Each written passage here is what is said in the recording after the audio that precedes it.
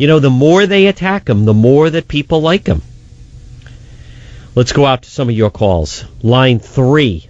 Tom is listening on WABC in New York. Tom, you're up on the Savage Nation. Hello, Tom. Yes, thank you for the opportunity. I wanted to say something about Tarantino, then maybe I could finish about those kids on the video. But the thing is with Tarantino is this guy's doubled down on his remarks regarding the police department. He doesn't even understand that he's hurting the community that he's saying he's trying to stick up for. I think the cops unions should double down. I think that not only should they not see his movie, but they should not go to any movie theaters that have that movie. As long as that movie is running in the theaters, I think the cops, friends of cops, and their family should not attend the theater.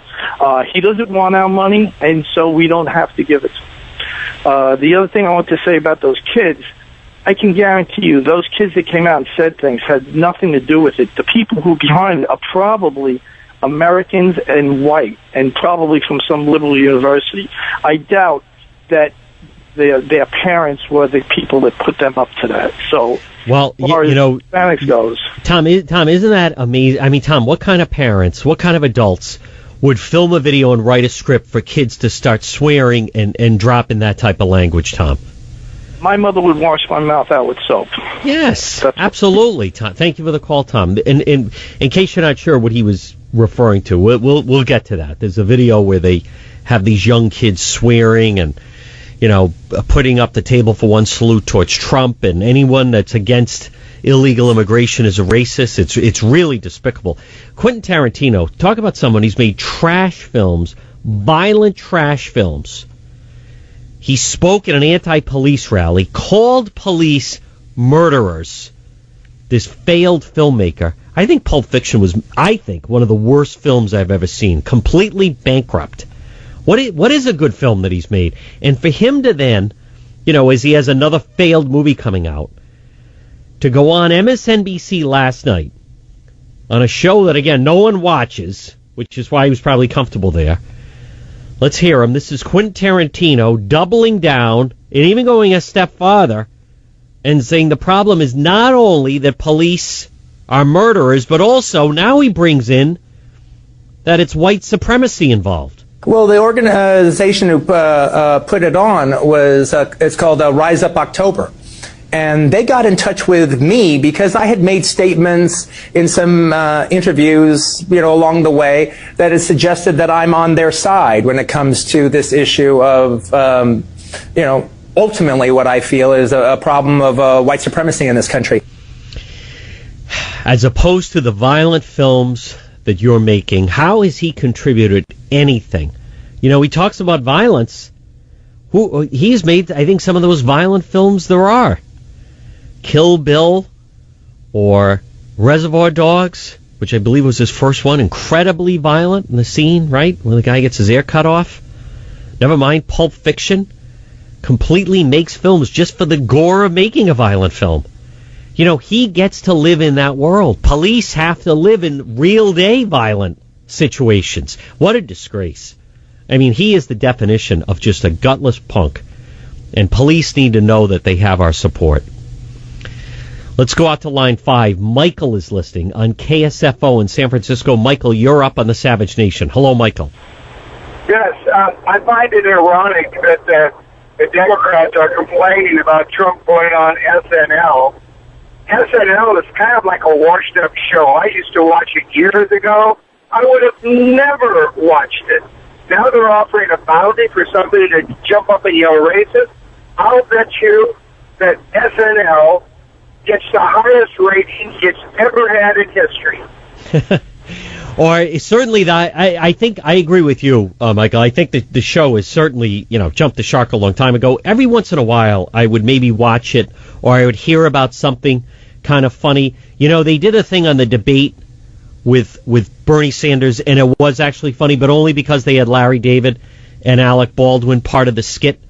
But all they've done is ensure now that it will have the highest ratings of the season, and there is actually a curiosity factor to see if, in fact, some idiot is going to go there and then stand up and yell, racist at Trump. A Hispanic group is offering $5,000 any audience member who yells racist at Trump when he's on the air with Saturday Night Live. 1-855-400-SAVAGE. Bernie Sanders is in the news. And have you heard what he said? We're going to tell you about that. We'll play that for you. This video that people are talking about where they teach these kids to swear and say various things. Have you heard about this video? You're going to hear that as well. 1-855-400-SAVAGE. This is John DePietro sitting in for Dr. Michael Savage, and you're listening to the Savage Nation. Join the Savage Nation. Call now, 855-400-SAVAGE, 855-400-7282. Savage. Your Savage Nation is sponsored by SwissAmerica.com. It's the only company I trust for tangible assets, gold and silver. Call 800-BUI-COI. You're listening to the Savage Nation. This is John DePietro sitting in for Dr. Michael Savage. You're invited to call into the program, 1-855-400-SAVAGE, 1-855-400-7282. Log on to the website, michaelsavage.com. Sign up for the Savage newsletter.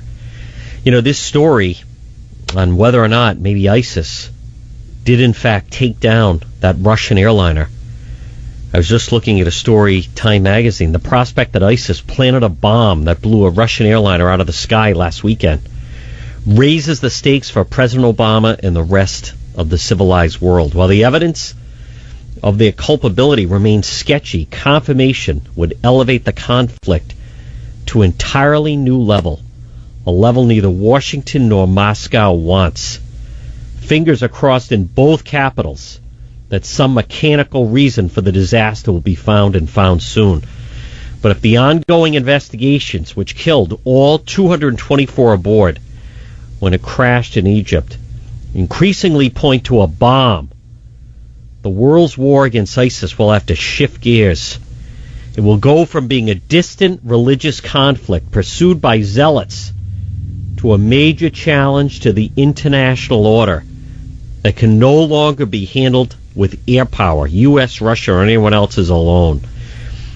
You know, this is a threat that we have been talking about. This is a threat that people have been talking about. And you don't hear, let's hear Bernie Sanders. You don't hear Bernie Sanders, Hillary Clinton. You don't hear anyone on the Democrat side talk about ISIS. Let's hear from Bernie Sanders. To me, what democratic socialism is about is to maintain the strong entrepreneurial spirit that we have in this country, to continue to produce wealth, but to make certain that that wealth is much more equitably distributed than is currently the case. That we are gonna, in the richest country in the history of the world, provide wealth for all of our people, not see almost all the new income and wealth going to the top 1%. I mean, isn't that frightening? That's what he's focused on, redistribution of wealth, as ISIS is now suspected of taking down a Russian airliner. Let's go to line 9. Bert is listening on KKAT. Bert, this is John DePietro, and you're up on the Savage Nation. Hello, Bert. Hey, John, I appreciate your taking my call. Can you hear me okay? I can hear you great. Go right ahead, Bert. Great. Your screener asked me to get straight to the point and be brief, but for my comments to make any sense, I have to give you just a little bit of background. Would that be okay? I'd really rather you prefer just get to your point. What's the main focus you want to tell me, or tell everyone listening? What is it? Main focus is, I was raised in the Bay Area in the 60s and 70s to a traditional conservative family, but very liberal in the respect that my parents always taught us that everybody's the same. Love everybody, accept everybody. Great. Growing up, I had several friends that were Asian, Hispanic, American Indian, and it never even occurred to me that they were any different. I had no prejudice at all. Knowing that, let me say that I am becoming prejudiced. I am getting so sick and tired of all this BS about diversity and having everybody's crap shoved down our throat. It's a far minority of the population and special interest groups that are speaking out about all this stuff, giving Trump a bad time. I've owned property down in Mexico since the mid-'80s, and what I know about the Mexican culture and what goes on between the borders is exactly what he's saying. And a perspective that not very many people see is that if you watch Telemundo or Univision or any of the Hispanic stations, you watch the news, whatever, and you'll see that everybody on there if you turned off the sound, they all look European. They're all of Spanish descent, and they are driving out the indigenous Mexicans, the ones that you see coming across the border that are the laborers that you see stand out in front of Home Depot and Lowe's. Right. The ones that the European Mexicans who are running the country are driving out, and they typically are the ones that are maybe less educated, less skilled. But Bert, I appreciate your point, but I want to highlight something Bert said, and that is, and it's the use and the overuse of the word diversity. They love, people like Hillary Clinton and others, they love the word diversity as long as they're still calling the shots, as long as they're still in charge. They love to use the word diversity, and they use it actually as a weapon and as a method for them to gain more control, right? Instead of trying to get people to achieve and produce the most they can, they use it as a tool to weaken others but keep themselves strong. Bert, thank you. More of your phone calls coming up at 1-855-400-SAVAGE. This is John DePietro sitting in for Dr. Michael Savage. You're listening to the Savage Nation. You're listening to the Savage Nation. This is John DePietro sitting in for Dr. Michael Savage. You're invited to call the program, 1-855-400-SAVAGE, 1-855-400-7282. I'm looking at the website right now, michaelsavage.com, and there he is, holding Government Zero. That's right. Has 40 actions to save America. Government Zero, Dr. Savage's latest bestseller right now. How about that? Number 3 on the New York Times bestseller list. Makes a great holiday gift. Government Zero. I can't put the book down. I've read it. I'm rereading chapters. It is probably, and I told Dr. Savage this, I'm not saying it's the greatest book he's written, but I would put it right up there. I would put it up there. If you're a Savage fan, I think you could make an argument that Government Zero, I think it may be his best book yet. And I don't want to ruin it for you, but I'm just, especially the chapters on education and about the Obama White House. It's Government Zero. And also on the website, boy, there it is. What a shock. Who saw this coming? Fazel Muhammad identified as the campus stabbing suspect. He looks like he should be the 19th hijacker. There's that. There's some of the Dr. Savage talking about prosecute Obama for crimes against America. Other stories, log on to the website. It's michaelsavage.com, where you can also sign up for the Savage newsletter. Another great site, if you want to stay up on what's going on, is, of course, the Drudge Report. Matt Drudge truly is a genius, completely changed the media. Like many of you, I log on to the Drudge Report many times a day, and there it is right at the top, that video where they have these Latino kids. It's embarrassing. With the table for one salute, the middle finger up, and the video is deport racism, and they're basically saying blank you to you and me and Donald Trump. You can see that on the Drudge Report. Now, we're going to play some of that video coming up. It's so disturbing. Young children, think of the things you should be teaching young children. If you were trying to get into this country and you were living here illegally, I would think you'd want to teach the children of, listen, the reason we're going there, this is the greatest country in the world. Now, granted, we're going to break the law, but it's worth it because I want you to grow up in the greatest country. And you remember, these Americans that we're going to, there's no finer people on earth. It is, without question, the greatest country who has saved the world. Instead, and we're going to play it, they teach these kids they're swearing at you. They're swearing at me. They're swearing at Trump. Terrible. Think of how young children should be behaving. But I'll tell you, people in New York, and really people around the country, are upset with this fraud, Quentin Tarantino, the failed filmmaker. And I don't blame them.